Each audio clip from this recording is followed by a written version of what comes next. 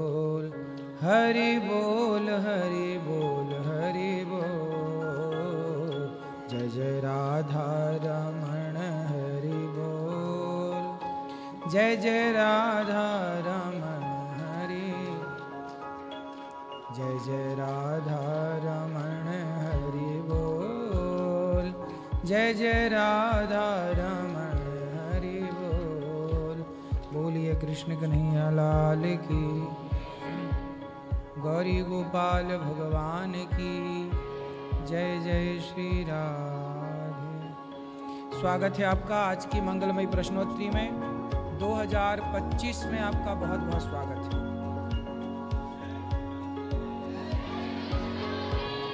नए वर्ष की बहुत बहुत बहुत ही शुभकामनाएं। चलिए, जिनका सवाल है वो हाथ उठाएं और बाकी लोग बैठ जाएं।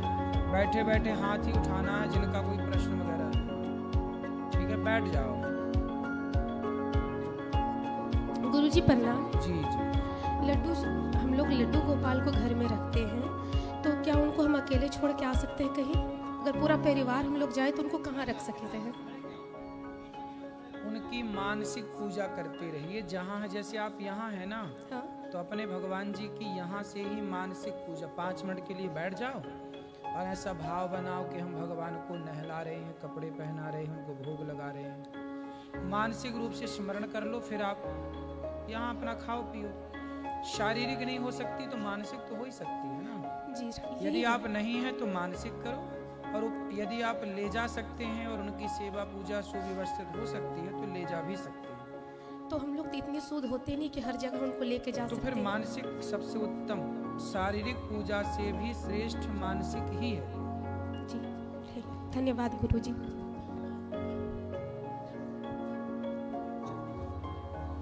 गुरुजी राधे राधे। हाँ जी। आपके चरणों में कोटि कोटि नमन, कोटि कोटि वंदन। गुरुजी, जैसे आप कहते हो ना कि दान निकालो, तो मैं नहीं 100 रुपये निकालती हूँ ठाकुर जी के नाम से, तो उससे कभी पोथी पाठ करवा जाती हूँ, कभी अन्य चित्र चलवाती हूँ। उसमें कुछ दोस्त तो नहीं है? ये अच्छा है, आपके घर का थोड़ा थोड़ा सहयोग धन धर्म से जुड़ रहा है। जैसे एक एक बूंद पानी से घड़ा भर जाता है ना, उसी तरह थोड़े थोड़े पुण्य से ही व्यक्ति पुण्यात्मा हो जाता है। जल बिंदु निपातेन क्रमशः पूर्यते घटः, सह हेतु सर्व विद्यान नाम धनस्य च धर्मस्य च। पूरी 2 लाइन भजन। जिंदगी भर काम करते रह गए, जिंदगी भर काम करते रह गए, हम हरि भजन को हम तरसते रह गए, हरि भजन को हम तरसते रह गए, जिंदगी भर काम करते रह गए, हरि मिलन की प्यास तो लगती रही, हरि मिलन की प्यास तो लगती रही, बिन गुरु के हम अधूरे रह गए, बिन गुरु के हम अधूरे रह गए, माया का चक्कर यूं ही चलता रहा, माया का चक्कर यूं ही चलता रहा, और हमें उसमें उलझ कर रह गए,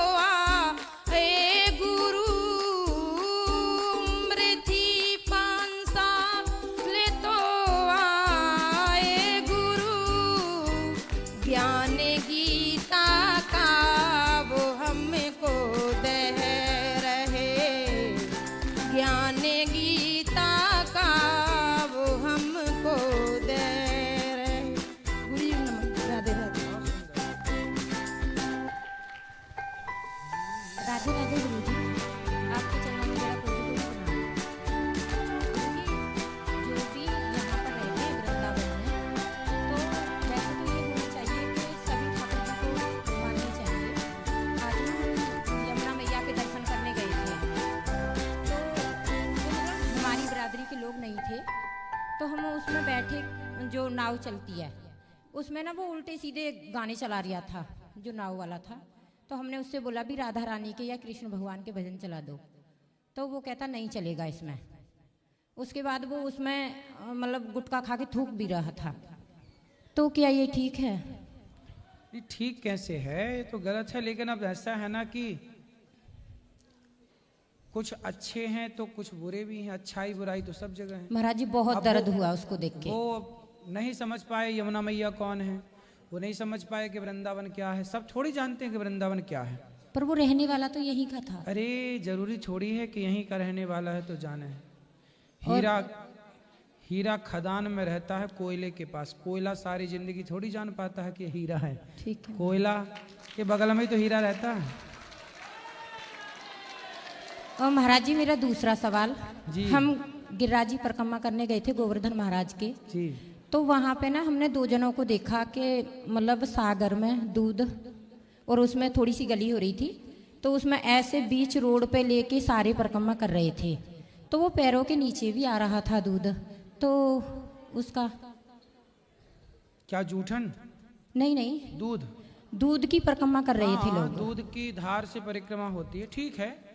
वो तो गिरिराज जी ने उसे ग्रहण कर लिया, ये भाव रखना। वो तो रज में मिल गया ना। वो पैरों के नीचे भी आ रहा था। तो देवे तो पीछे वालों को देख के चलना चाहिए ना, पैर ना रखे उसके ऊपर। बहुत लोग जा रहे थे उसके ऊपर होके। नहीं नहीं, वो देख के चलने वालों की गलती है। बाकी वहाँ दूध की धार की परिक्रमा भी लगा दिए। भाव है कि हम भगवान जी को, अब जैसे गंगा जी को लोग दूध चढ़ाते हैं, अब गंगा मैया को दूध, इसलिए भाव है तो चढ़ाते, कपड़े चढ़ाते हैं। और गुरुजी 9वें साल का आपको बहुत बहुत बधाइयाँ। आप सदा ऐसे ही खुश रहें, तो हम भी खुश रहेंगे। जब हमारे गुरु खुश रहेंगे तो सारी प्रजा भी खुश आप सदा रहेगी। सुखी रहे। राधे राधे गुरुजी। राधे राधे गुरुजी। मैं पहले तो ये कहना चाहता हूँ कि साल के दिन हो, आप जिए हजारों साल, साल के दिन हो 50,000। मैं पूछना चाहता हूँ कि जैसे कि तुलसी माता की पूजा करते हैं, संडे के दिन जल नहीं चढ़ा सकते, तो दीप और धूप दिखा सकते हैं? हाँ, संडे के दिन जल भी चढ़ा दे, तोड़ते नहीं है बस। ठीक। दूसरा प्रश्न मेरा ये है, गणेश जी महाराज जी की जो शीश लगाया गया था, उनके पहले शीश का क्या हुआ? उनका पहले शीश का क्या हुआ? और जो हाथी के बच्चे का उसका धड़ का क्या हुआ? भाई अब किसी का सिर काट लोगे तो आदमी मर ही जाएगा।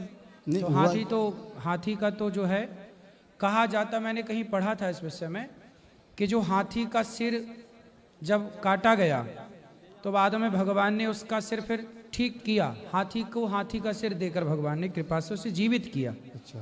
और जो गणेश जी का सिर है वो ब्रह्मा जी ने अपने पास रख लिया। ठीक। गुरुजी राधे राधे।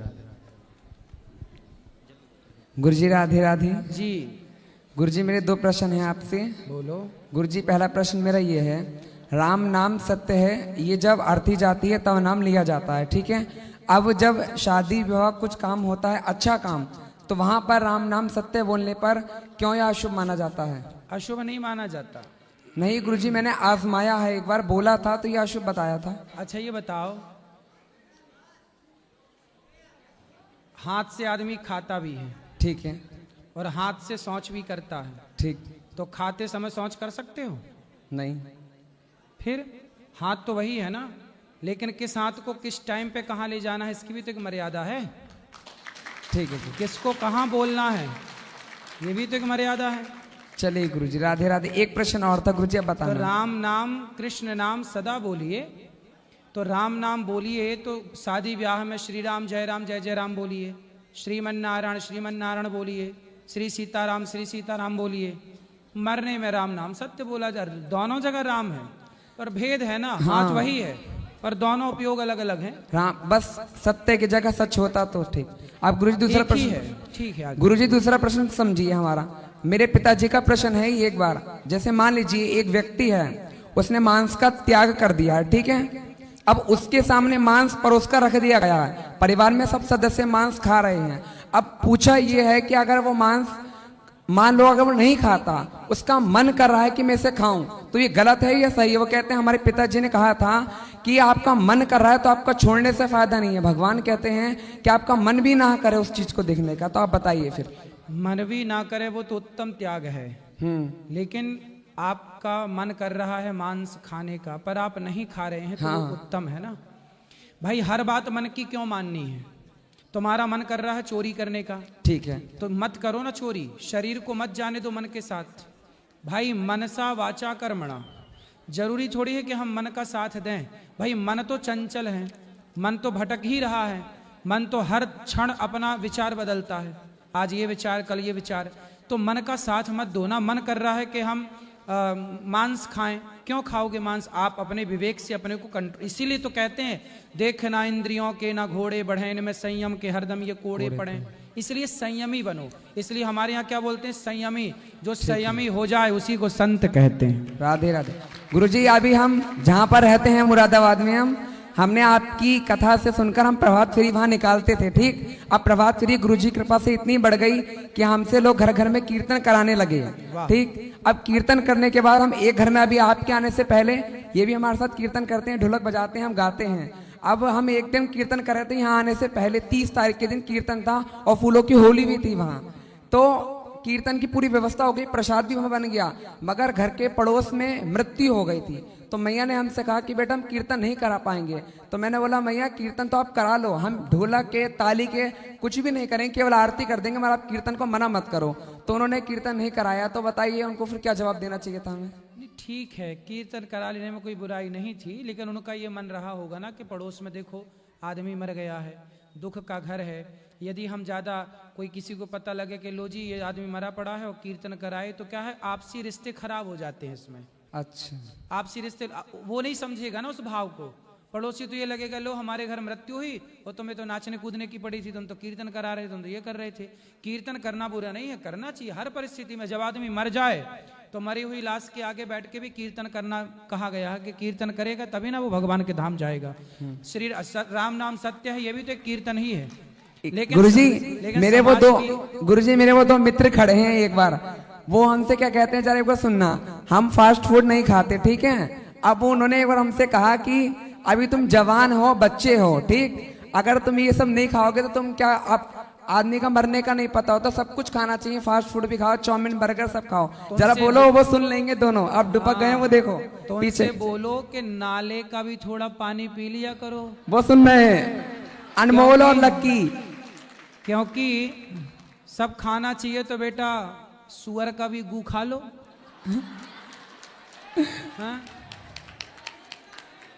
ठीक, खाना चाहिए तो सब खाओ। नहीं हमारे गुरुजी, हमारे फ्रेंड जो हैं बहुत अच्छे, तीनों वृंदावन आए हैं। काय के अच्छे जो सब खा रहे हैं वो काय के अच्छे? अरे नहीं गुरुजी, हमें खाने के लिए फोर्स करते हैं, हम खाते नहीं, और हम भी उनको खाने के लिए मना करते हैं। फिर सही है, ठीक है गुरुजी, राधे राधे जी।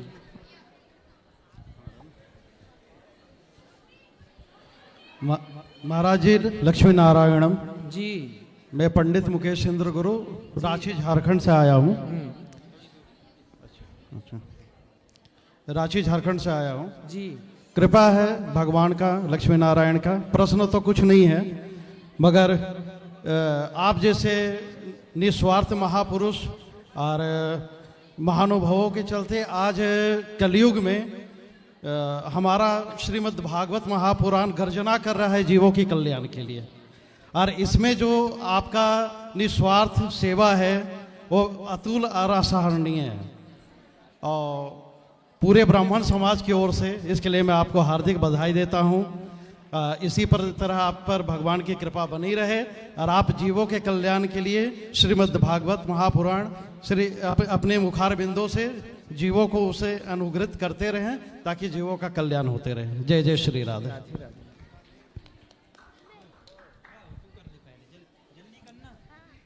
गुरुजी राधे राधे जी। गुरुजी मेरा तो प्रश्न नहीं है, लेकिन मैं 3-4 श्लोक सुनाकर उसका मतलब जानना चाहता हूँ। सुनाओ। यदा यदा ही धर्मस्य ग्लानिर्भवति भारत अभ्युत्थान धर्मस्य संभवानि युगे, उसका मतलब सदात्मानं सृजाम्यहम्। दूसरा, यदा यदा ही, जब जब, यदा यदा ही धर्मस्य, जब जब धर्म पर आँच आती है, जब जब धर्म की हानि होती है तब तब भगवान इस पृथ्वी का उत्थान करने के लिए, कल्याण करने के लिए भगवान तब तब अवतरित होते हैं। इसी श्लोक का अर्थ किया तुलसीदास जी ने कि जब जब हो ये धर्म की हानि, बाढ़हि असुर अधम अभिमानी, तब तब धरि प्रभु विविध शरीरा। ये श्लोक का अर्थ है। अब आगे बोलो। गुरु जी, श्रीमन नारायण चरणौ शरणम प्रबद्धे श्रीमते नारायणाय नमः। श्रीमन नारायण मतलब श्री मतलब लक्ष्मी सहित नारायण चरणौ शरणम। हे लक्ष्मी नारायण भगवान, हम आपके चरणों की शरणम शरण ग्रहण प्रपद्य ग्रहण करते हैं। श्रीमते स्त्रियों को बोलते हैं श्रीमती, पुरुषों को बोलते हैं श्रीमान, लेकिन भगवान को बोलते हैं श्रीमते।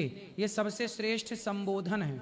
तो श्रीमते मतलब हे श्रीमन नारायण, श्रीमते नारायणाय नमः। हे श्रीमन नारायण, हम आपके चरणों में अपने आप को समर्पित करते हैं। नारायणाय नमः। गुरु जी, एक दिन नारायण आपने को नारायणाय का अर्थ होता है हे प्रभु हम आपको बुला रहे, हे प्रभु आओ।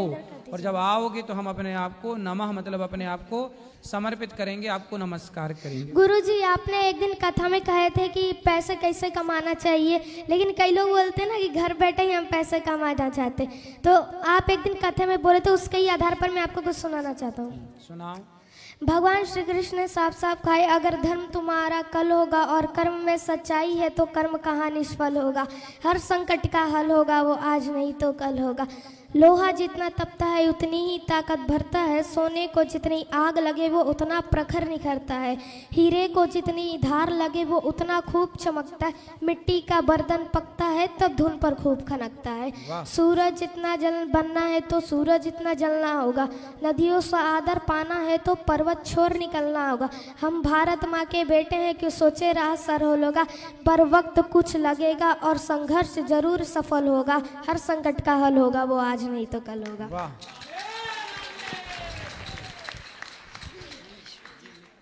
राधे राधे गुरुजी। जी गुरुजी, मेरा आपसे 2 प्रश्न है। बोलो। गुरुजी, जब हम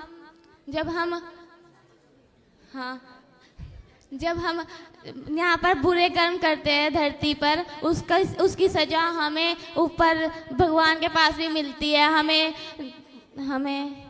मतलब बहुत सजाएं मिलती है, और फिर 84 लाख योनियों में भी जन्म दे देते हैं भगवान। फिर उसके बाद भी हम जब जन्म लेते हैं उसके बाद भी हमें दुख क्यों मिलते हैं? क्योंकि हमने जो कर्म किए हैं ना बेटा, हम जैसे छोटा मोटा उपचार होता है तो बगल का डॉक्टर ठीक कर देता है इलाज, बड़ी बीमारी है तो बड़े हॉस्पिटल बड़े डॉक्टर के पास जाना पड़ता है ना। छोटे मोटे पाप व्यक्ति यहीं भोगता है, बड़े बड़े पाप जो वीआईपी पाप हैं उसके लिए व्यक्ति नरक जाता है। जी गुरुजी। तो वहां भोगता है बड़े, यहाँ भोगता है छोटे। तो बड़े बड़े पाप जो होते हैं तो नरक जाना पड़ता है, वरना छोटे मोटे तो आदमी यहीं भोगता है। जी गुरुजी। गुरुजी, मेरा दूसरा प्रश्न ये है, गुरुजी मेरा मन विचलित रहता है। जैसे मैं आपकी कथा सुनती हूँ, आपको देखती हूँ, तो आपसे तो गुरु नाम दान भी ले रखा है, पर जैसे मैं प्रेमानंद जी के प्रवचन सुनती हूँ, उनकी वीडियोस देखती हूँ, तो उन पे भी मन ऐसा करता है कि उनसे गुरु मंत्र ले लूँ। राधा स्वामी जी है, उनको देखती हूँ तो उनको भी मन मतलब विचलित रहता है। यहाँ मेरे को समझ नहीं आता मैं आपको क्या करूँ। ऐसा है कि देखो, सबके द्वारा मार्ग एक ही बताया जा रहा है, भगवत प्राप्ति। इसलिए उद्देश्य है ईश्वर को पाना, मन को कंट्रोल करना और अच्छे काम जीते जी करना। इसलिए मन को भटकाओ मत, जो मंत्र मिला उसी का जाप करो और चित्त लगा करके भगवान की प्राप्ति में ध्यान लगाओ। हम गुरु जो होता है ना, गुरु मंत्र दे करके चला जाता है, फिर आप गुरु को भूल जाइए। गुरु को भूल जाओ बेटा, गुरु के ज्ञान को याद रखना चाहिए, गुरु के बताए मार्ग को सदा याद रखना चाहिए, क्योंकि अंत में वही मार्ग ईश्वर तक पहुंचाता है, गुरु ईश्वर तक नहीं पहुंचाता। गुरु ईश्वर तक पहुंचने का मार्ग बताएगा। जैसे आप मेरे से पूछो कि बिहारी जी कहाँ हैं, तो मैं यूं बता सकता हूं कि यहाँ से सीधा चले जाना, आगे से लेफ्ट होके फिर राइट हो जाना, मैं बता सकता हूँ। उसी तरह ईश्वर तक पहुँचाने का मार्ग गुरु बताते हैं। जैसे ध्रुव जी को गुरु मिले नारद जी, तो नारद जी ने मंत्र दे दिया, अब ध्रुव जी ने उसका जाप किया तो भगवान को पा लिया। शबरी को गुरु जी ने मंत्र दिया, शबरी ने नाम जपा तो भगवान मिल गए। गुरु की भूमिका सिर्फ इतनी है कि बस आपके कान में मंत्र पहुंचाए, आपके हृदय में मंत्र की स्थापना करे, बस। हर गुरु का बस यही काम है। पर गुरुजी मेरा मन करता है कि मैं प्रेमानंद जी से मंत्र ले लूं, राधा लो। स्वामी जी है तो ले लो। उनसे भी ले लूं, आपसे तो ले रखा ही है। तो मंत्रों की दुकान खोलना है। मंत्रों की दुकान खोलना है। मतलब आपकी बातें, प्रेमानंद जी महाराज जी की बातें, श्री राधा स्वामी जी की बातें बहुत अच्छी लगती है। हाँ हाँ, तो अच्छी जो बात लगे वो अपनाते चलो सबकी। दत्तात्रेय जी ने तो 24 गुरु बनाए थे, सबसे सीखा। हर जगह जहाँ सीख मिल जाए वहां से सीख ले लेनी। चींटी भी सिखाती है, हाथी भी सिखाता है। सीख लेने वाला हो तो बच्चा भी बहुत कुछ सिखाता है। दत्तात्रेय जी ने गुरु बनाया 24, उनमें बच्चे को बनाया, मकड़ी को बनाया, सांप को बनाया, वैश्या को भी गुरु बनाया दत्तात्रेय जी ने। तो गुरु तो कोई भी हो सकता है, हम कहीं से भी सीख ले लें, इसमें क्या बुराई है। जी गुरुजी, फिर जो मंत्र मिला उसी का जाप करूं, मंत्र किसी और गुरुजी से लेने की जरूरत नहीं, आपका मन है तो ले लो, क्या दिक्कत है। फिर आपसे मंत्र ले रखा और तो हमारा वाला वापस कर देना, क्या है। तलाक तलाक तलाक, गुरुजी तलाक। नहीं नहीं, आप भी बहुत अच्छे हो, आपकी बातें भी बहुत अच्छी लगती है। ऐसा चाहती हूँ मैं आपके भी मंत्र अपनाऊं और प्रेमानंद जी भी। तो गुरुजी को तलाक देके नहीं। और क्या, अब कलयुग में ऐसे शिष्य हैं जो गुरुजी को भी तलाक दे देते। कोई बड़ी बात नहीं है, आप पहली नहीं हो। हाँ, बहुत देख के चले गए। आज एक मैया आई थी, बोले गुरुजी मंत्र वापस लो। हमने कहा लाओ। नहीं बोले हम आपको तलाक दे रहे हैं। हमने कहा ठीक है लाओ। नहीं गुरुजी, पर मैं ऐसा कर सकती हूँ, जैसे कि आपसे मंत्र ले रखा है, मेरा मन करता है कि मैं व्यास जाऊँ राधा स्वामी जी के पास, उनसे भी मंत्र लूँ और प्रेमानंद जी से भी। दुकान खोलना है तो बिल्कुल लो, नहीं ठीक है। और भगवान की प्राप्ति करना है तो एक साधे सब सद है। बाकी आपका मन है, जो अच्छा लगे वो करो। हम तो आपको वापस मंत्र वापस लेने को तैयार हैं। नहीं कोई दिक्कत नहीं, चलो। नहीं, ठीक है।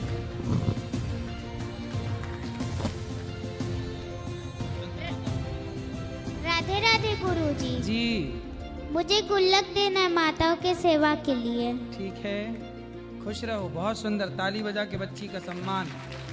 छोटे छोटे बच्चे देखो गुल्लक लेके आते हैं।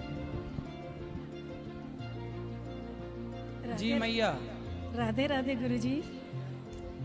मैं एक आपका थैंक्स करना चाह रही हूँ, एक लाइन भजन के रूप में। हाँ।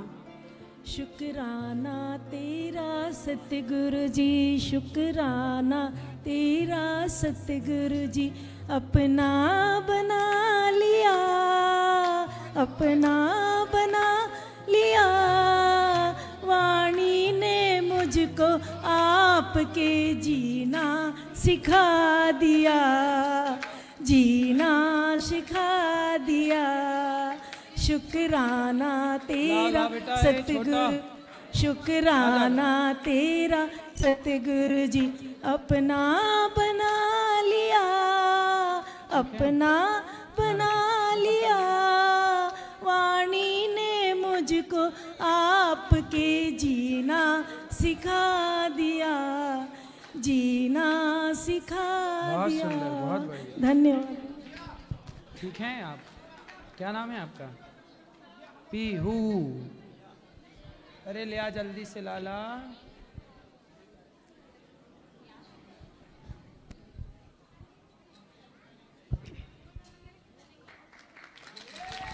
राधे राधे। श्रीमन नारायण गुरु जी, आपके श्री चरणों में कोटि कोटि प्रणाम। खुश रहिए। गुरु जी, मेरा एक सवाल था। जैसे हम राम राम जपते हैं तो साकेत में जाते हैं, और कृष्ण कृष्ण जपते हैं तो गोलोक में जाते हैं, और नारायण नारायण जपते हैं वहाँ फिर बैकुंठ। अच्छा, तो गुरु जी जो दशरथ जी थे राम जी के पिता, वो तो हमेशा एनी टाइम राम राम जपते थे, वो स्वर्ग क्यों गए? नहीं नहीं, बैकुंठ गए हैं, स्वर्ग गए थे। वो हमेशा स्वर्ग जाते आते रहते थे। दशरथ जी के जाने के बाद भी दशरथ जी राम से मिलने आए थे जब रावण मर गया था। पता है आपको ये बात? जब तक वो राम से मिलने नहीं आए तब तक के लिए स्वर्ग में थे जी। और जब फिर वो राम से मिल गए पूर्ण रूप से, तब वो भगवान के धाम बैकुंठ गए, साकेत गए। जी। हाँ। और गुरुजी मैं ये जानना चाहता हूँ राम जी और रावण में युद्ध क्यों हुआ था? आपकी पत्नी को कोई चुरा के ले जाए तो आप उसकी आरती उतारोगे? हैं? नहीं गुरुजी, आरती तो नहीं उतारूंगा मैं, फिलहाल तो मेरी पत्नी नहीं है, मैं आरती नहीं उतारूंगा। मैं जानना चाहता हूँ हुआ क्यों था, किसने कराया था? आपकी पत्नी को, पत्नी है आपकी? नहीं। इसलिए ऐसा पूछ रहे हो? है ही नहीं। नहीं गुरुजी, स्टार्टिंग कहाँ से हुई थी मैं जानना चाहता हूँ। स्टार्टिंग बता रहा हूँ। आपकी जब शादी होगी और कोई चुरा के ले गए तो क्या करोगे आप? मैं शादी नहीं करूंगा। अरे शादी के बाद, शादी के पहले कौन चुराता है? यदि शादी हुई आपकी, हाँ। अच्छा इसी डर से शादी नहीं कर रहे हो क्या? जी, चुरा के ना ले जाए। जी। गुरुजी मैं ये जानना चाहता हूँ, जैसे वो सुपर्णखा आई थी, सीता जी थी अपनी जगह पे, वो भी सही थी, राम जी वो भी अपनी जगह पे सही थे, तो स्टार्टिंग में सुपर्णखा ने की थी, तो रावण की क्या गलती इसमें? भाई रावण पंडित है, ज्ञानी है, समझदार है जी। क्या एक धर्मज्ञ व्यक्ति को, एक समझदार व्यक्ति को किसी स्त्री को उसकी मर्जी के बिना उठा लेना सही है? तो गुरुजी उसे स्त्री की बात भी तो नहीं माननी चाहिए, उसने अपनी बहन की बात क्यों मानी? उसे पहले सोचना चाहिए था। हाँ अब ये तो रावण कभी मिले आपको तो बात करना कि क्यों भाई तुम क्यों स्त्री की बात में आ गए, सुपर्णखा की बातों में आ गए। मेरी तो बात होती नहीं रावण से। अच्छा। और आपकी बात हो तो जरूर बोलना, बात ठीक कह रहे हो आप। अच्छा अच्छा। हाँ। रावण से मिल जाना तो ये जरूर कहना क्यों सुपर्णखा की बातों में आ गया। हाँ। नहीं इससे गुरुजी साबित क्या होता है? साबित क्या होता है? हाँ। इससे साबित ये होता है कि आप बहुत डरे हुए व्यक्ति हैं। एक मिनट। नहीं गुरुजी वो डरने की ही तो बात नहीं है, मैं ये जानना चाहता हूँ इससे साबित ये होता है जहाँ दो पुरुष होते हैं ना, वहां पे एक स्त्री होती है तो दोनों पुरुष में लड़ाई जरूर होनी है, पक्का होनी है। अगर स्त्री नहीं, लड़ाई नहीं होगी। तो आप ये बताने आए हो हमें? मैं नहीं बताने नहीं आया, मैं तो जो पढ़ा वो मैं आपको। अभी तुम कोई स्त्री के चक्कर में तो नहीं फंस गए? नहीं ऐसी बहकी बहकी बातें कर रहे हो कुछ? अच्छा गुरुजी एक सवाल और है, जैसे महाभारत क्यों हुई थी? महाभारत क्यों हुई थी? अरे द्रौपदी के कपड़े उतारे दुष्ट दुर्योधन दुशासन ने, और पांडवों को उनका जगह नहीं दी, भूमि नहीं दी, पांडवों का अधिकार नहीं दिया, हक नहीं दिया, तो महाभारत खड़ा हो गया। गुरुजी स्टार्टिंग किसने की थी? स्टार्टिंग किसने की आप बताओ? ये किसने कहा था अंधों के अंधे? अरे भाई तो द्रौपदी ने कहा। हाँ। तो आपको क्या लगता है कि महाभारत में गलती द्रौपदी की है? जी अंधों के अंधों तो नहीं बोलना चाहिए था ना? हैं? तो अंधों को अंधा बोल दिया तो दुर्योधन ने भी तो बोला था कि आप मेरी जांघों पर बैठ जा, इसके कपड़े उतार दो द्रौपदी के दुशासन और मेरी जंघाओं पर बिठा दो। तो शब्दों से कहा था कि अंधों के अंधे होते हैं। तो दुर्योधन ने भी तो बोल दिया भाई हमने आपको गाली दे दी तो आप भी हमें गाली दे दो, हिसाब बराबर। लेकिन इसका अर्थ ये छोड़ी कि तुम भरी सभा में कपड़े उतार दो। अच्छा। चलो आपको कोई कह दे कि अंधे के अंधा होता है तो क्या आप उसको भरी समाज में कपड़े उतारोगे? नहीं। तो फिर आप तो मतलब द्रौपदी को गलत ठहरा रहे हो। नहीं गलत नहीं ठहरा रहा, मैं तो ये जानना चाहता हूँ स्टार्टिंग तो एक स्त्री से ही हुई थी। अरे काहे तुम स्त्रियों को बदनाम कर रहे हो? गुरुजी एक सवाल और है। सुनो, स्टार्टिंग कहां से हुई हम बता रहे हैं। स्टार्टिंग हुई महाभारत की। महाभारत का जो मूल महाभारत की वजह है वो वजह ये है कि धृतराष्ट्र ने पांडवों का बंटवारा नहीं किया। भाई द्रौपदी के कपड़े उतारे थे, इसके बाद भी भगवान 12 साल बाद जब पांडव लौट कर आए तब भगवान कृष्ण शांति दूत बनकर गए थे कि नहीं? चलो भैया उसने कह दिया अंधों के अंधा, तुमने कपड़े उतारे, तुमने अपमान किया, तुमने सब कुछ किया, बाद में शांति दूत बनकर गए ना कृष्ण कि भाई पांडवों को 5 गांव दे दो तो महाभारत नहीं होगा। पर दुर्योधन वह भी दे ना सका, आशीष समाज का ले ना सका, उल्टे हरि को बांधने चला, जो था साध्य साधने चला। जब नाश मनुज पर छाता है पहले विवेक मर जाता है। जी। तो दुर्योधन को शांति का प्रस्ताव लेकर भगवान गए, पर पांडवों का अधिकार पांडवों को ना दिया। दुर्योधन के मन में पांडवों का भी धन हड़प कर खाने का मन हो गया। जब आप दूसरों की संपत्ति हड़पना चाहते हैं तो सर्वनाश होता ही होता है। ये मूल वजह है। और गुरुजी एक चाणक्य नीति में एक श्लोक है, अति रूपेण वे सीता, अति गर्भेण रावण, अति दानत बलिर्बद्धो, अति सर्वत्र वर्जयित। तो गुरुजी जो राजा बलि था वो तो अच्छे कार्य करता था, उसने सिर्फ अपनी गुरु की बात नहीं मानी, तो क्या सही था ये? गुरु की बात हर जगह माननी चाहिए? नहीं, गुरु की बात देखो वहां नहीं माँ की बात भरत जी ने नहीं मानी जी, क्योंकि भरत जी की माँ राम से विमुख कर रही थी जी, पिता की बात प्रहलाद जी ने नहीं मानी जी, भाई की बात विभीषण ने नहीं मानी जी, गुरु की बात बलि ने नहीं मानी जी, तो जो बात आपको भगवान से दूर करे वो बात चाहे गुरु की हो चाहे बाप की हो, वो बात नहीं माननी जो ईश्वर से दूर करे। जी गुरुजी, ये इस बात की बातें हैं। धन्यवाद गुरुजी, आपके चरणों में कोटि प्रणाम। खुश रहिए, खुश रहिए। राधे राधे गुरुजी। जी, मैं अभय प्रताप सिंह हिंदू आपके श्री चरणों में दंडवत प्रणाम करता हूँ। महाराज जी, मेरा आपसे कोई सवाल तो नहीं है पर एक सलाह है। महाराज जी, मुझसे किसी भाई ने एक सवाल किया था। अगर मैंने उस भाई के सवाल का जवाब ठीक दिया हो तो अपने श्री चरणों का आशीर्वाद इस दास को देना। महाराज जी, कुछ दिनों पहले बागेश्वर सरकार द्वारा एक सनातन हिंदू एकता पदयात्रा निकाली गई थी जिसमें आप भी गए थे। तो महाराज जी, उस यात्रा में एक नारा बोला जा रहा था कि जात पात की करो विदाई, हम सब हिंदू भाई भाई। इसी नारे को अगले दिन हमने अपने सोशल मीडिया पर डाला तो अगले दिन एक भाई का कमेंट आया। उसने मुझसे एक सवाल किया कि भाई आप लोग जात पात को नहीं मानते हो? हमने कहा बिल्कुल नहीं। तो उसने हमसे कहा कि आप शूद्र के घर भोजन कर सकते हो, आप शूद्र के घर में भोजन कर सकते हो। तो महाराज जी, हमने उस भाई से पूछा कि भाई एक बात बताओ कि तुम कितने भाई हो? बोला 4। मैंने कहा कौन कौन? बोला इमरान, अफरान, अदब, उवेज। मैंने कहा अच्छा। मैंने कहा एक काम कर सकते हो? बोला क्या? मैंने कहा एक काम कर सकते हो। बोला क्या? तुम उवेज के यहाँ का भोजन कर सकते हो? वो थोड़ा नाराज होकर मुझसे बोला कि कैसी बातें कर रहे हो, वो मेरा छोटा भाई है, उसके यहाँ का भोजन मैं क्यों नहीं कर सकता। तो महाराज जी, मेरा जो उसने सवाल किया और जो मैंने जवाब दिया, अगर वो जवाब आपको ठीक लगे तो अपने श्री चरणों का आशीर्वाद देना।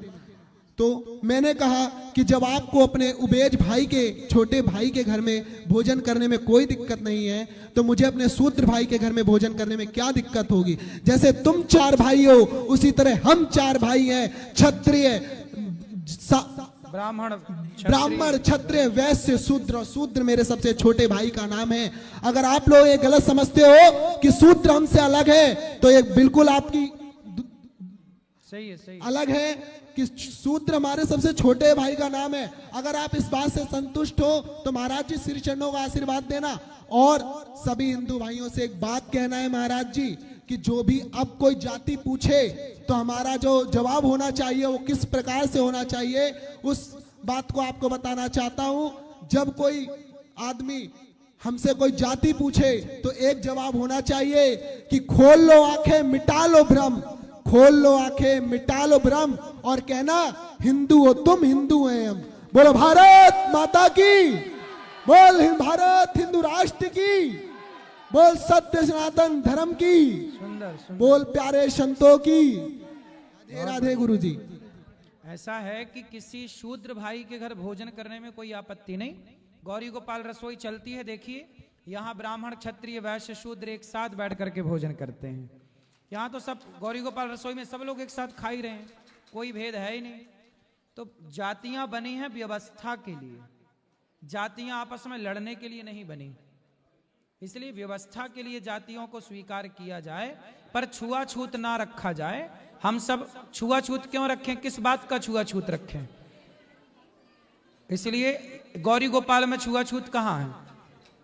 कोई भी आओ, सब लोग मिलो, सब बात करो, सब एक साथ भोजन करो।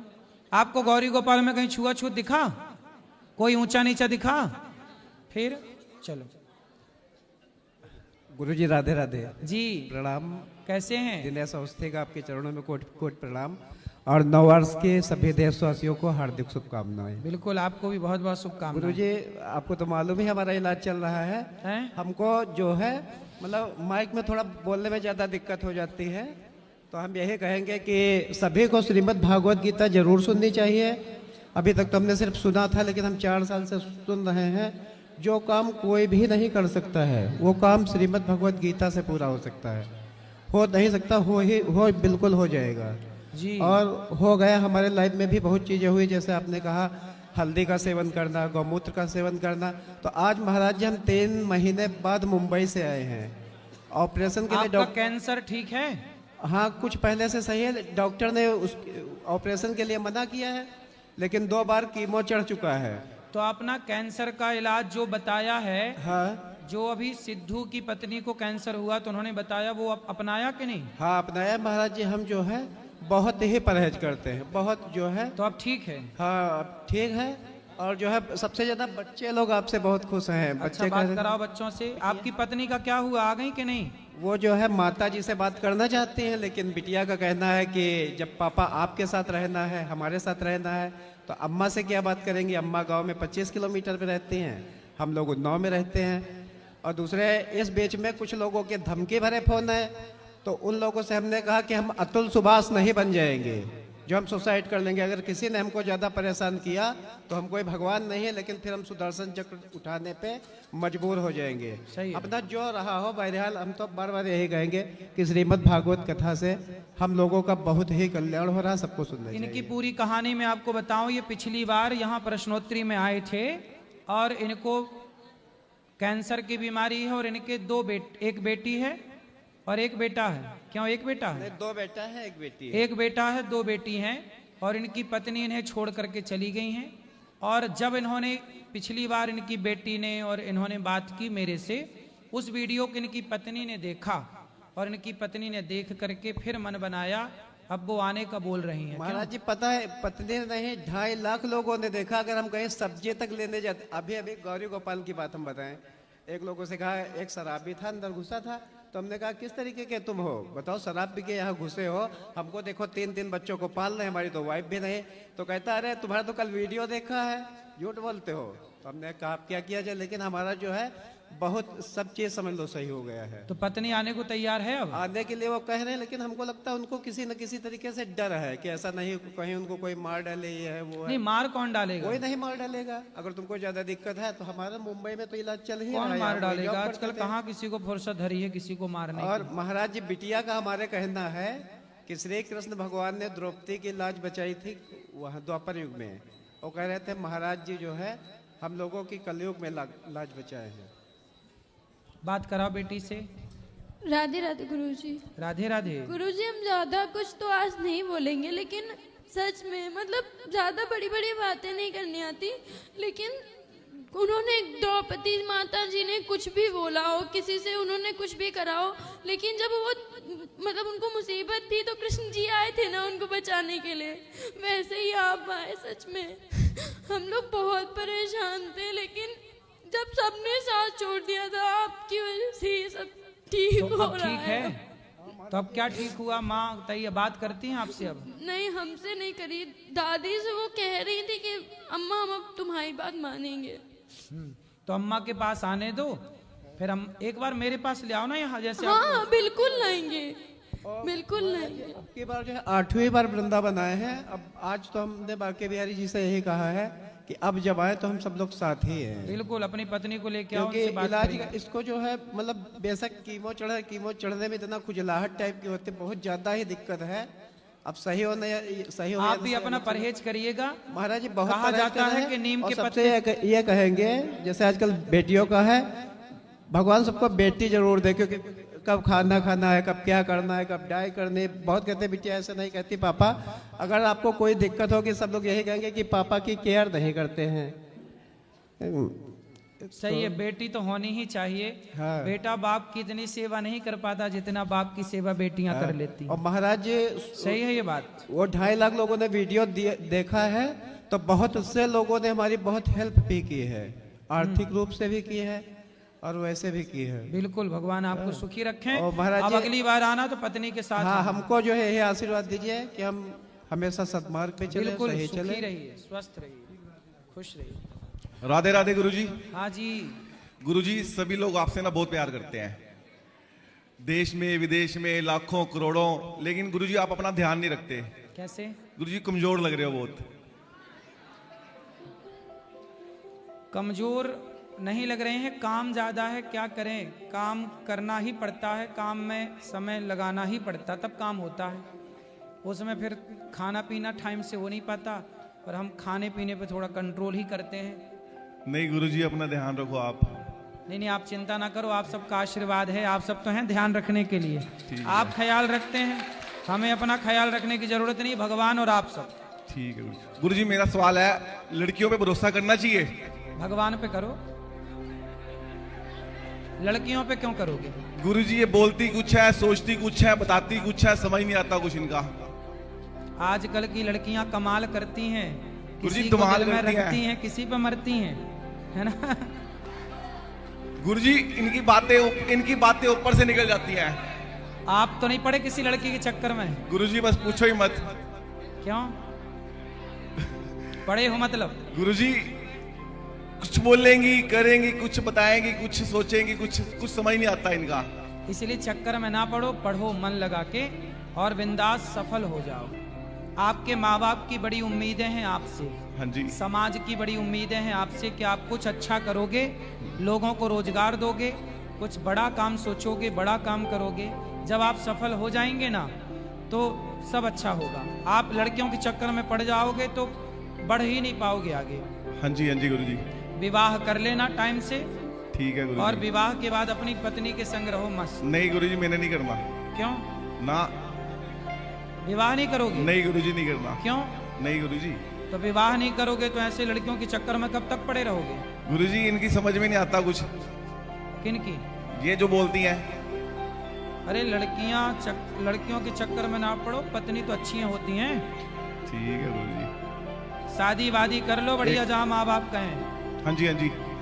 माँ बाप जो ढूंढ के देते हैं ना वो अच्छी लड़की होती है, इसलिए उससे करना जिसको माँ बाप ढूंढ के ले आए।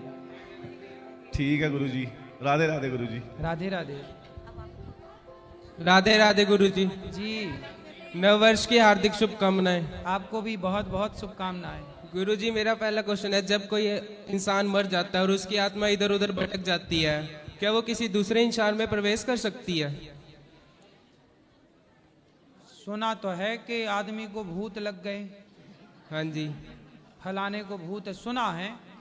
मेरी मम्मी के साथ ऐसा हुआ कि मेरी मम्मी के ना बहुत साल पहले एक आत्मा में प्रवेश कर दिया था, और वो बहुत तंग करती है मम्मी को अंदर से। तो मम्मी को कैसे परेशान करती है वो? मतलब अंदर से ऐसे आता है कि मम्मी बोलती है मेरे को मारती है, अंदर ऐसे कुछ करती है, अंदर से बहुत परेशान करती है। और मेहंदीपुर बालाजी भी चले गए, सब जगह चले गए, लेकिन वो निकली नहीं। अभी भी है? हाँ जी अभी भी है। तो किसकी आत्मा है ये नहीं पता, बस वो पहले पेड़ के पास चले गए थे, पेड़ के नीचे, तो वहां से आ गई थी, और वो अभी भी है उसमें मम्मी तो में। कहाँ आपकी माँ? मम्मी घर पे है। तो माँ को बोलना कि वो नारायण कवच का पाठ करें। कौन सा जी? नारायण कवच। ओके। कौन सा? नारायण कवच। नारायण कवच का एक पुस्तक आती है, 5 रुपया की मिल जाएगी। हाँ जी। वो पुस्तक ले लेना, और उस नारायण कवच का उसमें पूरा विधान होता है। हाँ जी। नारायण कवच का पाठ करेंगी हाँ जी तो निश्चित भगवान नारायण का पूजन करें, वो नारायण जिनके हाथ में सुदर्शन चक्र हो। हाँ जी। हाँ जी। फिर आपकी माँ को कोई दिक्कत नहीं जाएगी। वो बहुत कभी तो बहुत ज्यादा तंग कर देते हैं, ऐसे हाथ पैर भी मुड़ जाते हैं अंदर से, ऐसा होता है। नारायण कवच का पाठ कराओ और आप लोग सुनाया करो नारायण कवच उनको। हाँ जी। राधे राधे गुरु। खुश रहिए। राधे राधे गुरुजी। जी, आपके चरणों में मेरा कोटि कोटि प्रणाम प्रभु। बताओ। नववर्ष की हार्दिक शुभकामनाएं आपको भी बहुत बहुत शुभकामनाएं। बोलो बोलो। गुरुजी एक प्रश्न था आपसे कि लोग विश्वास दिला के धोखा क्यों दे जाते हैं? कौन दे दिया धोखा? जिसको हम सर्वस्व समझ ले अपना, कि सोचो कि हम प्रभु भगवान के आगे सिर्फ वही इंसान है, तो खास करके वो क्यों धोखा दे जाते हैं? शादी हो गई आपकी? जी गुरुजी। पति कहाँ है? पति साथ नहीं है, साथ नहीं रहते। धोखा किसने दिया? पति नहीं दिया। क्या धोखा दिया?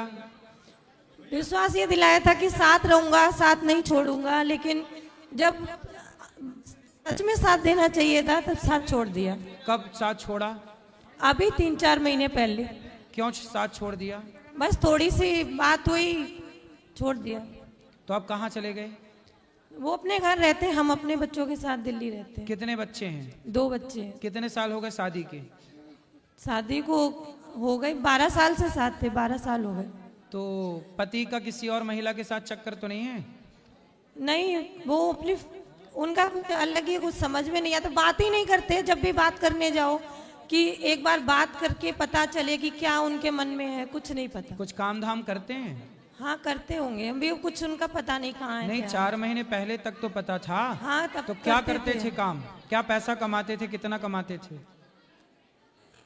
में ही रहते थे अपने। क्या? अपने घर में ही रहते थे, गांव में। पैसे कमाते थे कि नहीं? नहीं, मैं नौकरी करती थी, मैं अपने मतलब साथ नहीं रहते थे बहुत टाइम पहले पति से। और आप दोनों की लड़ाई हुई 4 महीने पहले? हाँ, लड़ाई हुई। किस बात को लेकर लड़ाई हुई? ऐसे ही आपस में बहस हुई थी। वो मतलब साथ नहीं रहते थे, साथ में आना जाना नहीं करते थे। मैं बच्चों को लेकर अलग रहती थी। कोई बात नहीं, वो अलग नहीं रहते थे, साथ में नहीं जाते थे, कोई बात नहीं, पर लड़ाई किस बात को लेके हुई? आने के पीछे हुई थी। मैं बीमार थी, मैंने उनको बोला था कि आ जाओ, जरूरत है, और बहाने बनाए, मेरी मजबूरियां हैं, अभी नहीं आ पा रहा हूँ। वो फिर बहस हुई, झगड़ा हुआ, साथ छोड़ दिया। तो इतनी सी बात में उन्होंने साथ छोड़ा कि आपने? मैंने नहीं छोड़ा, मैं 2-3 बार बात करने गई, लेकिन बात भी नहीं की मुझसे। ठीक है, कर लेंगे, पर छोटी छोटी बातों में ऐसे ना लड़ाई तो सबकी होती रहती है, लेकिन इन बातों को ना बड़ा नहीं करना चाहिए। साथ में रहो। आज 4 महीने हो गए हैं, अब जल्दी से जल्दी आप दोनों साथ रहो। जितनी लड़ाई हम बढ़ाते हैं उतनी लड़ाइयाँ बढ़ती हैं, और जितनी लड़ाइयों को हम खत्म करना चाहें उतनी जल्दी लड़ाइयाँ खत्म भी हो जाती हैं। बातें हैं, बातों में क्या? कसमें, वादे, प्यार, वफा, सब बातें हैं, बातों का क्या? तो ये बातें हैं, इनमें दम नहीं है। ये पति पत्नी की लड़ाइयाँ हैं, सबके घर में होती हैं, लेकिन इन बातों को इतना लंबा खींचना नहीं चाहिए। आप अपनी माँ के घर ना रहो, पति के पास रहो। यदि हमारे सॉरी कह देने से यदि रिश्ते बनते हैं, मैं झुकने के लिए तैयार हूँ हर तरह से। उनको ले आना, उनको हम झुकाएंगे, बात करेंगे, कहेंगे भाई तुम भी सॉरी बोलो, ले आना हमारे पास। नहीं, फिलहाल अब मेरा मन प्रभु की तरफ ज्यादा है। नहीं, प्रभु की तरफ ज्यादा है, लेकिन प्रभु की ही तो ये इच्छा है कि आप पति के साथ रहो। मुझे नहीं लगता, मुझे बस ये लगता कि बस अपने बिहारी जी के चरणों में रहूं, ठीक प्रभु की है सेवा बेटा, करूं। लेकिन पति के साथ भी रहना आपका धर्म है। शादी ब्याह के रिश्ते निभाओ, ऐसे तो कोई रिश्ता ना निभाएगा, फिर क्या होगा, सब कैसे जब चलेगा? सामने वाला ना निभाना चाहे तो कैसे निभाए? कोई बात नहीं, वो समझदार नहीं है तो आप तो समझदार हो। रिश्ता एक भी समझदार हो तो चल जाता है, जब दोनों ही मूर्ख हो तब टूटता है। इसलिए वो नहीं समझता तो आप तो समझदार नहीं, हो। रिश्ता नहीं तोड़ूंगी मैं, बस उनके नाम, उनका नाम और बिहारी जी की अरे तो बस ऐसे चल रिश्ते जाएगा। का मतलब भी क्या कि साथ नहीं हो तो वो रिश्ता फिर है भी तो क्या मतलब है? रिश्ता रिश्ते की तरह रहे, ठीक है जी। इसलिए निभाओ, लेके आना, हम बात करेंगे जी। चल। राधे राधे। राधे राधे गुरुदेव जी। कहते हैं बहुत लोग कि बहुत सारे लड्डू गोपाल की सेवा नहीं कर सकते, और हम नित्य प्रति घर में सेवा करते हैं, तो इसमें ऐसा कई लोग कहते हैं कि नहीं, बहुत सारे घर में रखने नहीं चाहिए लड्डू गोपाल। तो हाँ, एक है तो ठीक है, एक से ज्यादा है तो गोपाल जी, लड्डू गोपाल जी और बलराम जी के भाव से सेवा करो। चलो। और राधे राधे गुरुजी। अभी सबको मिलेंगे एक एक से, परेशान ना होइएगा, चिंता ना करिए, सबको मिलेंगे, बैठ जाइए। राधे राधे गुरुजी। हाँ जी, हाँ जी। को प्रश्न है कि गुरुजी मैं ओवर थिंकिंग बहुत करता हूँ, तो ये मेरे लिए बेनिफिशियल है कि नहीं? जैसे उदाहरण दे के बताओ। जैसे गुरुजी मैं कोई भी, मतलब जैसे मेरा एक ड्रीम है, I want to become an IAS officer, तो मैं उसी को सोचते सोचते ऐसा सोचने तो अच्छा है ना, कि बनो आईएएस, क्या दिक्कत है? अच्छा मेहनत करो, पढ़ाई करो। नहीं, मैं उसी को सोचते सोचते एक अलग सी दुनिया क्रिएट कर देता हूँ। सोचने वाला विचारों में देखो, सोचो मत, करो। आप लोग सोचते हैं, करते नहीं हैं, हम करते हैं, सोचते नहीं हैं। इसलिए ज्यादा सोचा विचारी ना करो, समय सोचा विचारी में ना जाए, काम करो, क्रियान्वित करो, उसको क्रिया में उतारो, करो। जी गुरुजी, एक प्रश्न और है गुरुजी। गुरुजी जैसे आप कहते हैं कि 4 वर्णों में मनुष्य को बांटा गया है, ब्राह्मण, क्षत्रिय, वैश्य और शूद्र, तो ये डिस्क्रिमिनेशन नहीं होगा कि जो शूद्र है वो छोटा काम करेगा और जो ब्राह्मण है? कौन बोला कि छोटा काम करेगा? नहीं गुरुजी, आप कहते हैं कि मैं मुंशी प्रेमचंद जी की कहानियां सुनता हूँ, तो आप जो उनकी अच्छी कहानियाँ होती हैं वो वही मतलब बताते हैं। मैं उनकी एक कहानी है शूद्र और मंत्र, उन कहानियों में बताया है कि जो शूद्र होते हैं, वैश्य होते हैं, उनको मतलब जो ओल्ड ब्राह्मण थे, पहले के ब्राह्मण जाति से बिलोंग करते थे, वो उनको दिन में मतलब निकलने नहीं देते थे, उनके पीछे झाड़ू बांध के उनके पद चिन्हों को मतलब साफ कर देते थे, और मतलब उनको ब्रेस्ट कर भी देना पड़ता था जो वहाँ की लेडीज होती थी। देखो किसी काल खंड में, अच्छा ये बताओ, कोई व्यक्ति भारत का पाकिस्तान चला जाए, जी गुरुजी, तो पाकिस्तान के लोग यदि उसकी आंखों में जलते हुए सरिया डाल दें, जैसे कि हमारे देश के एक महान राजा हुए पृथ्वीराज चौहान, जी गुरुजी, मोहम्मद गौरी ने जब पकड़ा तो जलती हुई सरिया आंखों में डाल के अंधा कर दिया, तो उन्होंने क्रूरता पूर्वक व्यवहार किया, हाँ या ना? किया था सर। इसका मतलब ये थोड़ी है कि उस देश के सारे लोग ऐसा करते हैं, भाई किसी एक व्यक्ति ने ऐसा किया, ये उसकी अपनी विचारधारा थी। यदि आपको किसी ने थप्पड़ मारा है तो थप्पड़ मारने वाला वो गलत है, ना कि और लोग गलत हैं। किसी व्यक्ति ने आपको गलत कह दिया तो वो व्यक्ति ना गलत हुआ, समाज थोड़ी गलत हो गया ना बेटा, सारे लोग गलत नहीं हो गए। जिन्होंने गलतियां की हैं, जिन्होंने शूद्रों पर और लोगों पर अत्याचार किया है, वो लोग गलत हैं, पर वो गलत तो मर गए ना, जी, करने वाला भी मर गया और जिस पर हुआ वो भी मर गया। तो हम आपस में उन बातों को डिस्कस करके क्यों मतभेद और मनभेद रखें, वो तो दोनों ही मर गए। जी गुरुजी। अब हम आपके साथ कैसा व्यवहार करें, अब हम बड़े प्रेम से रहें। क्या हुआ, जो गलत हुआ उस गलत को हम ना दोहराएं ना, हम अच्छे को दोहराएं बेटा। तो किसी ने आपको थप्पड़ मारा है, इसका मतलब ये थोड़ी कि हम भी आपको थप्पड़ मारे, हम आपको गले लगाए ना। जी गुरुजी। जो गुरुजी एक क्वेश्चन और है, जो भगवान राम जी के अंतिम वंशज कौन थे, ये बता दीजिए। अग्निपर्ण, तो भगवान राम के जो अंतिम 22वीं पीढ़ी है वो अग्निपर्ण उनका नाम है। एक रिक्वेस्ट है गुरुजी, जैसे कि ये मतलब वृंदावन जो है टेम्पल्स का हब है, तो यहाँ पे मतलब लाखों बहुत दूर दूर से श्रद्धालु आते हैं, तो सफाई का जमी ध्यान नहीं रखते। यहाँ पे इतनी गंदगी होती है कि मतलब रास्ते से निकलना अब दूभर हो जाता है। हाँ। तो आप समाज के रिलेटेड तो बातें बहुत कर लेते हैं तो कथा में, तो मेरी एक रिक्वेस्ट है गुरुजी, आप ये थोड़ा सा मोटिवेशन करिए कि थोड़ा सफाई का ध्यान रखें। जरूर जरूर। धन्यवाद गुरुजी। तो गुरुजी नमस्कार गुरुजी। हाँ जी। जी मैं मुजफ्फरनगर से आया। बोलो जी। हिम्मत सिनी पढ़नी बोलने के लिए। हैं? हिम्मत सिनी पढ़नी बाप को बोलने के लिए जी। मैं तो मई जून से लेकर 2000 मई जून 23 से लिए डॉक्टर विकास दिव्य कीर्ति सर है, उनसे मिलने की कोशिश कर रहा। कम से कम 30,000 रुपये खर्च हो गए मेरे मिलने के लिए उनसे। हाँ। तो उनसे मिल नहीं पा रहा मैं। पटना भी गया था। क्यों मिलना है उनसे? अपने जीवन के बारे में कुछ पूछना है जी। क्या पूछना है जी? वे तो वही बता सकते हैं और कोई नहीं। अच्छा। हाँ, और कोई नहीं बता सकता। तो बताओ, हम बताने की कोशिश कर लें थोड़ी बहुत। जी बताए नहीं जाने का, वो तो विकास सर ही बता सकते हैं। अच्छा तो ठीक है, मिलो फिर। जी बस आपके चैनल से माध्यम से एक बोलना चाह रहा मैं कि अगर मेरी करीब 1.5 साल हो गया, 50,000 का लोन भी उठा लिया उनसे मिलने के लिए, जिसमें से 10,000 15,000 रुपये खर्च हो गए मिलने के लिए। उनसे मिले नहीं जा रहा। किसी भी तरीके से अगर कोई भाई देख रहा हो तो एक बार बोलना। सर गुरुजी एक प्रश्न हो रहा है मेरा। जैसे हिंदू धर्म है, हिंदू धर्म में जब दर्शन करने के लिए 2 लाइन लगती है, एक VIP लाइन और एक आम श्रद्धालुओं के लिए लगती है। और जैसे मस्जिद है उसके जो अंदर है आदमी, जब समझ में नहीं आ रहा जी, बोल लो क्या।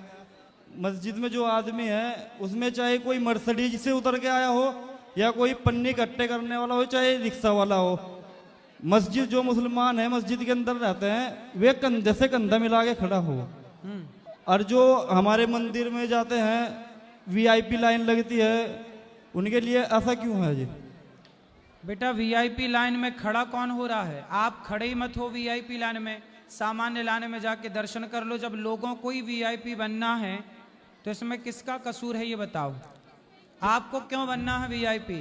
सामान्य लोगों की तरह दर्शन करो। हम तो जाते हैं पीछे से दर्शन करके आ जाते हैं, ऐसे ही हम तो नहीं लगते वीआईपी लाइन में। ऐसे ही मस्जिद में जाते हैं तो गरीब से गरीब आदमी भी कंधे से कंधा मिला के खड़ा हो मस्जिद में। तो मंदिरों में ऐसे ही तो है, कोई भी जाओ लाइन में लगो और दर्शन करो। अब जिसे पैसा देनी है तो भाई उनके पास है तो वो दे रहे हैं। नहीं ऐसा नहीं है, गरीब के लिए अलग से है और अमीर के लिए अलग से। ना बेटा, बिहारी जी का दर्शन करने जाना, सब एक साथ दर्शन करते हैं। गया था। ठीक है गुरुजी। हाँ महाराज जी। महाराज जी राधे राधे। राधे राधे। मैं आपको एक भजन सुनाना चाहती हूँ। सुनाओ। श्री कृष्ण गोविंद हरे मुरारी, हे नाथ नारायण वासुदेवा। श्री कृष्ण गोविंद हरे मुरारी, हे नाथ नारायण वासुदेवा। राधे राधे गुरु जी। चलो खुश रहो। राधे राधे गुरु जी। जी जैसे व्यक्ति मोक्ष प्राप्ति के लिए भक्ति करता है, व्यक्ति भक्ति करता है मोक्ष प्राप्ति के लिए, तो इसमें भाव जरूरी है या विधि जरूरी है? भावग्राही जनार्दन, भाव प्रधान है। अच्छा, भाव प्रधान है जी। तो कई बार विधि रास्ते में आ जाती है। विधि कोई बात नहीं, जब भाव में डूब जाएंगे तो क्या विधि रह जाएगी। पर विधि भी ठीक है, पर मुख्य भाव है। स्त्रियां 6 महापुराण पढ़ सकती हैं? क्यों नहीं पढ़ सकती? ठीक है। राधे राधे। सुनो, अब जिनको मिलना है एक एक से आओ। आपके लिए नए वर्ष का कैलेंडर है, वो कैलेंडर आप नए वर्ष का प्राप्त कर लीजिएगा, जिसमें सारी तिथियां, एकादशी के कंफ्यूजन उसमें मिटाया गया। ये कैलेंडर आप लोग प्राप्त कर सकते हैं। और जिनको मिलना है एक एक से आइएगा। और इसके बाद अब सामने मिलेंगे, सामने भी जिनको अभी प्रश्नोत्तरी के बाद सब लोग जिनको गौशाला चलना है, गुरुकुल का दर्शन करना है हमारे साथ, तो आप लोग प्रश्न अभी